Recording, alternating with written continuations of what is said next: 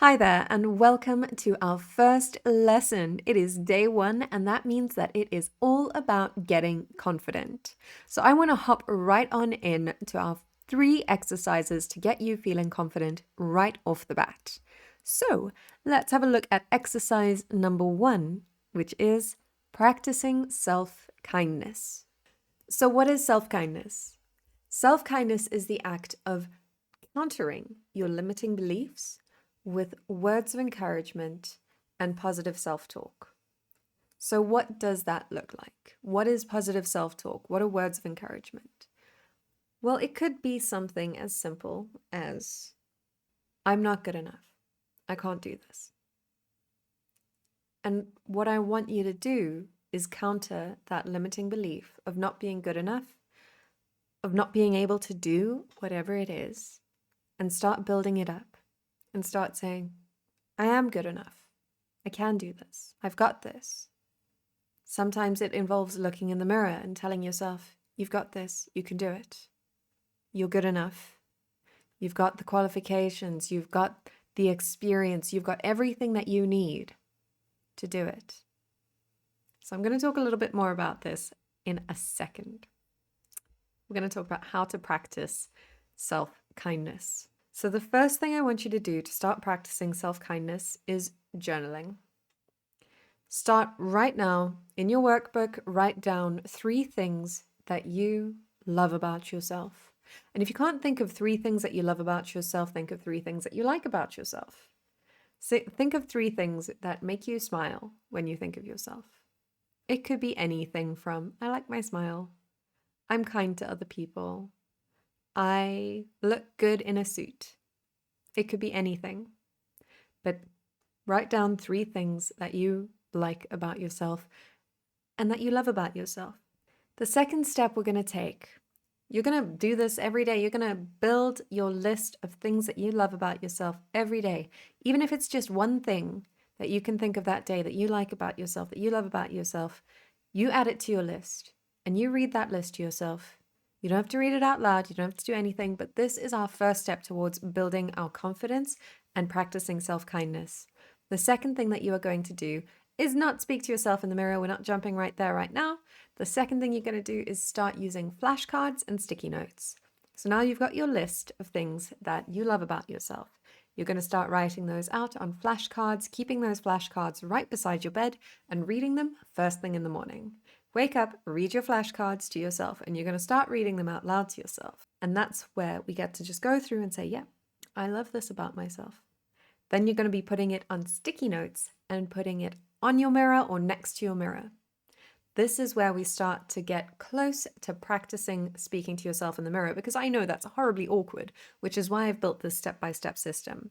So you stick your sticky notes onto the mirror and you look at your sticky note and you read it out loud.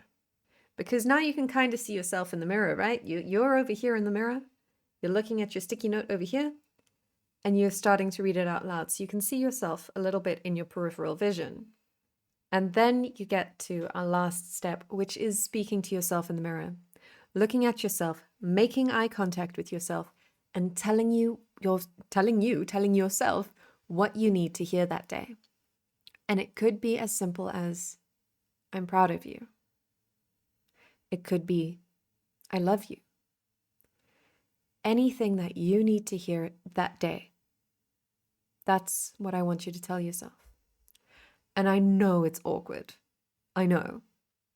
And that's why we start with journaling, we move to the flashcards, and then we move to the mirror. And once you've gotten to the mirror, you stay there. You don't stop journaling, you don't stop doing any of that. But your mirror is your goal. Why do we want to speak to ourselves in the mirror? Because it emulates receiving that information from someone else. You're making eye contact with yourself.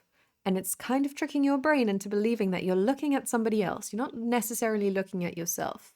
And when you speak out loud and you hear those words, it emulates hearing it from someone else. And we're more likely to believe someone else telling us something good about ourselves than we are to believe our own selves. So that's why we say it out loud and we make eye contact with ourselves. So that is exercise number 1. Awesome. What fun. Okay, so now we are moving on to exercise number 2, which is one that I think works really well, and I practice this every day. It is move your body. This is a great one for doing just before you hop on camera as well. All right, so moving your body, literally dancing, shaking, lifting weights, doing whatever makes you feel good.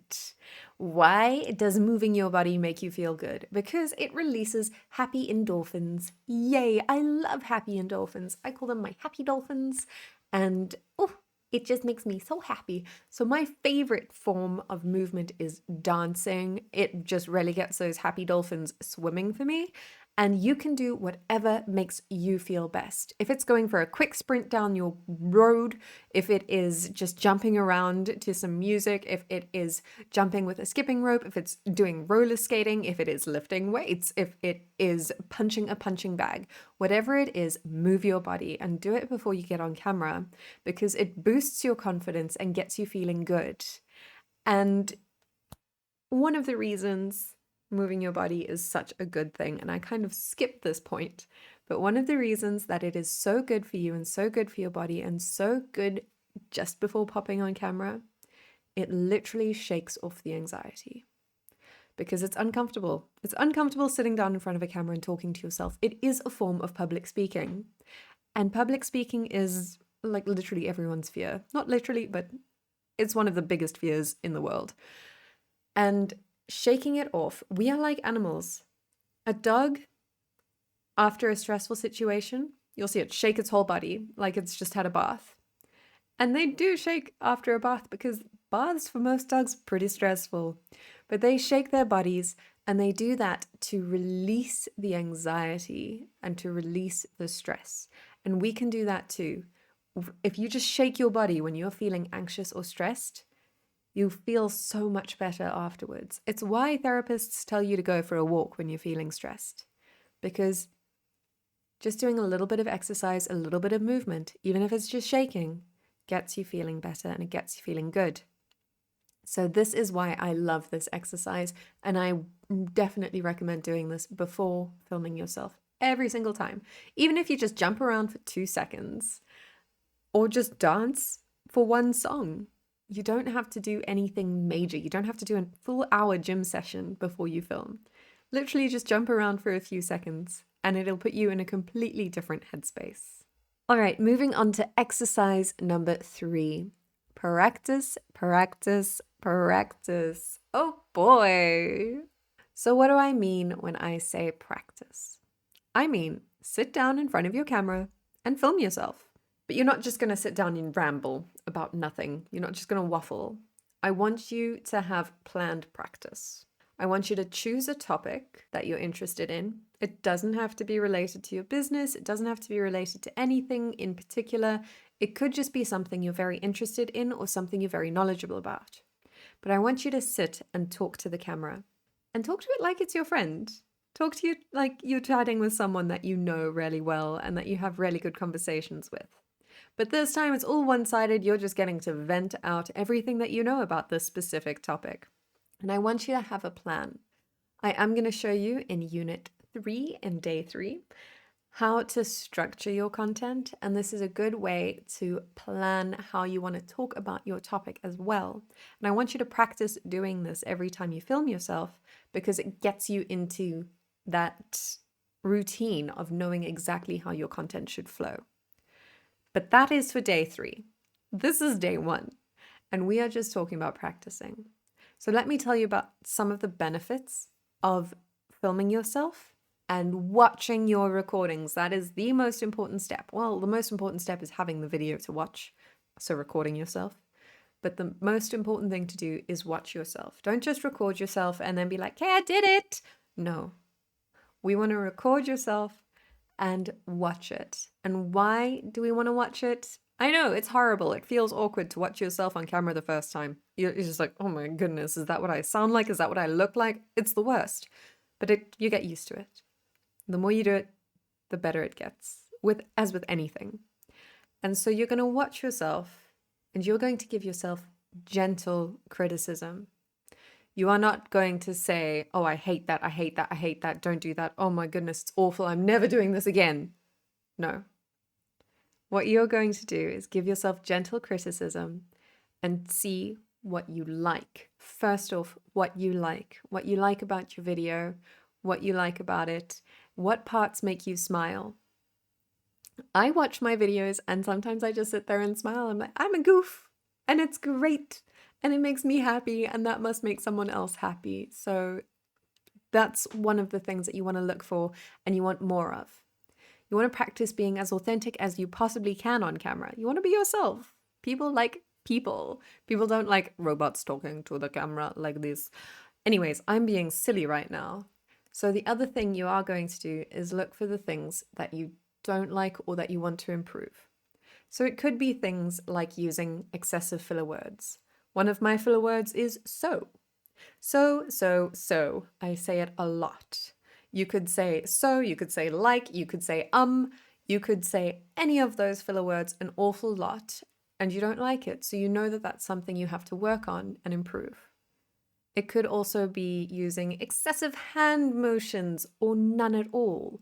It could be that you look like a deer in the headlights and you're just not ever blinking once ever, and it's very uncomfortable to watch. It could be any of those things. And I want you to take note of them, and in the future videos, try to lessen them.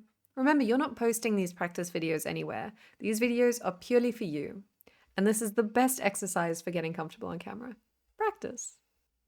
All right, so that is all for day 1. I know it's quite a lot, but I want you to start implementing these techniques right away.